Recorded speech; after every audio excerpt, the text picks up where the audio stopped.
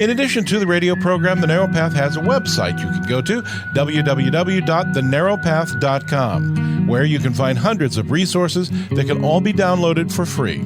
And now, please enjoy this special collection of calls to Steve Gregg and The Narrow Path. John from Corvallis, Oregon is our first caller. John, welcome to The Narrow Path. Thanks for calling. Hi, thanks for having me. I'll try and keep this real quick since you got other people on the line. Last week I called in and we had pretty good discussion about science and religion that got a little bit dicey towards the end.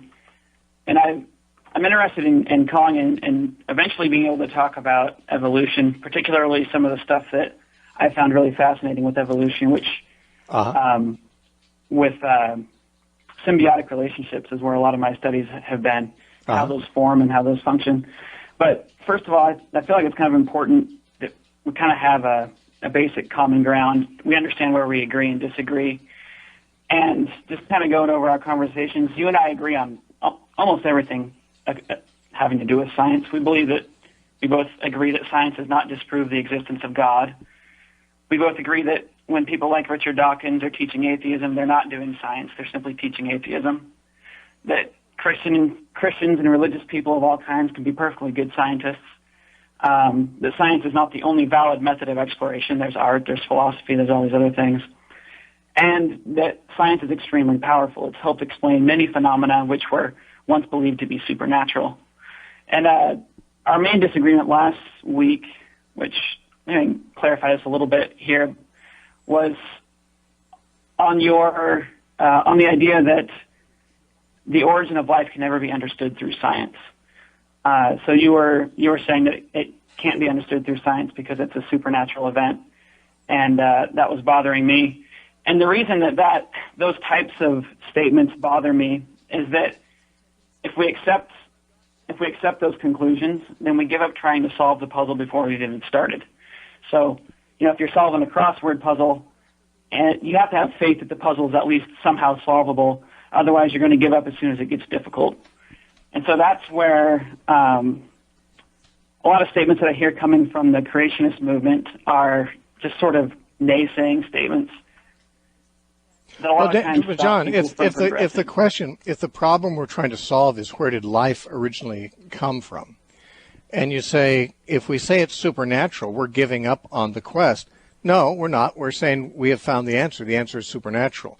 If the answer is supernatural, you don't have to look somewhere else for it. Like if I ask my wife if she's seen my cell phone and she says, yes, it's here in the living room, then I don't have to look in the bedroom for it anymore because it's been found. The truth is that life requires information in the DNA molecule, and it's incredibly complex information. And many scientists, including atheists, have said this defies scientific analysis. We do know some things. This is not a God of the gaps. This is not saying we don't know how science can explain this, but so we're going to stick God in there. This is not an argument from what we don't know. This is an argument from what we do know. What we do know is that intelligent information comes from an intelligent mind. That we know. We've got like thousands and hundreds of thousands of examples of that. We have zero examples of intelligent information coming from anywhere other than an intelligent mind. So it's not like there's two camps on this. There's only one camp that's based on observation. Observation tells us that information comes from an intelligent mind. And science doesn't have to keep looking for ways for information to not come from an intelligent mind. Why should they, when we actually know of an intelligent mind from which it came? You could say, well, we don't know that, so we're going to keep looking, and you're okay to do that. But I can say with confidence you won't find it. It's like if you find the Encyclopedia Britannica laying around, and I say, yeah, well, this is published by such and such a publisher, and these articles were written by such and such people, and you say, well, I'm not satisfied with that. I want to find a naturalistic way where no human mind was involved, and I'm going to keep looking until I find one. Well, you can keep looking, but we happen to know that you're looking in the wrong direction. And scientists and philosophers, who are atheists even, have sometimes had to come to the point where they admitted this. That's why Anthony Flew became a deist. He gave up his atheism. He was the leading atheist philosopher in the world for 50 years. And he, just before he died, actually said, well, this information It just hasn't. He had to admit it. Information comes from a mind. If you've got information, you've got a mind that caused the information. That's just, it's like if you see scratches on the seashore that were made by the random wandering around of seagulls. You can say that's random, but if you find, excuse me, written in the sand, a message, Mary loves John, you know a mind created that because there's information. It's not just scratches. Those kind of scratches would be simple enough that nature could produce them, but nature couldn't produce the information that they contain. That's the thing. That's how we know there's a mind behind them. Same thing is true with the DNA molecule. You're right in several points here. There are a lot of people who have given up on the question, whether they're religious or not.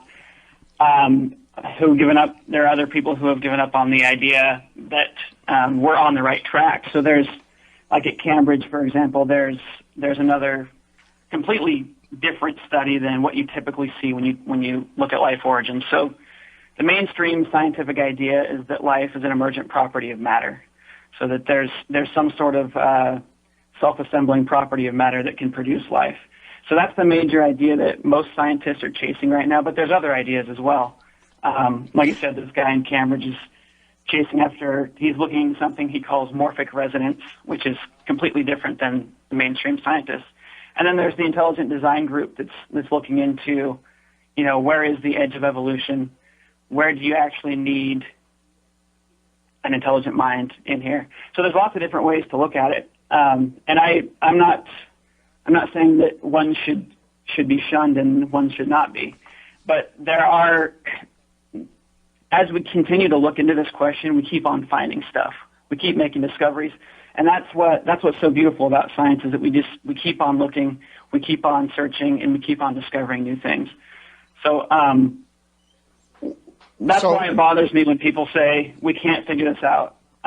This can't be figured out through science, because we keep hearing that, and then we keep figuring things out. But no, wait. Scientism would say that we can explain everything through science, and that it's therefore foolish to reach a premature conclusion that something can't be found out by science. But we don't have to be scientismists. A scientismist is a person who believes that science is all there is. But you already admitted at the beginning of your call that science isn't all there is. There are other fields of knowledge that aren't from science. And therefore, when we find something in nature that has a better explanation than a scientific one, it has a personal explanation. A person wrote this book.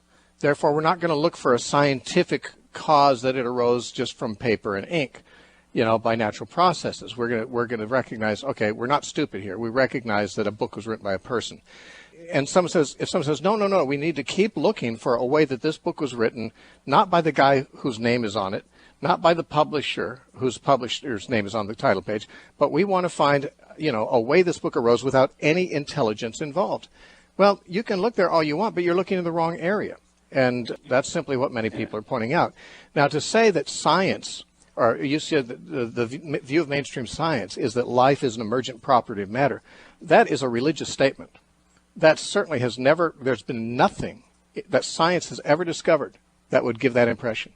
Instead, it's a faith statement, and it's a faith statement of those who believe that science can explain everything. But if you don't have that kind of a gratuitous faith, then you can make more sensible statements and say life arose from living sources. That's the only place life ever arose from. Emergent properties, we know about all sorts of emergent properties. We don't have, you're right, we don't have a start to finish emergent property method for life, but we do have lots of emergent properties that we know of.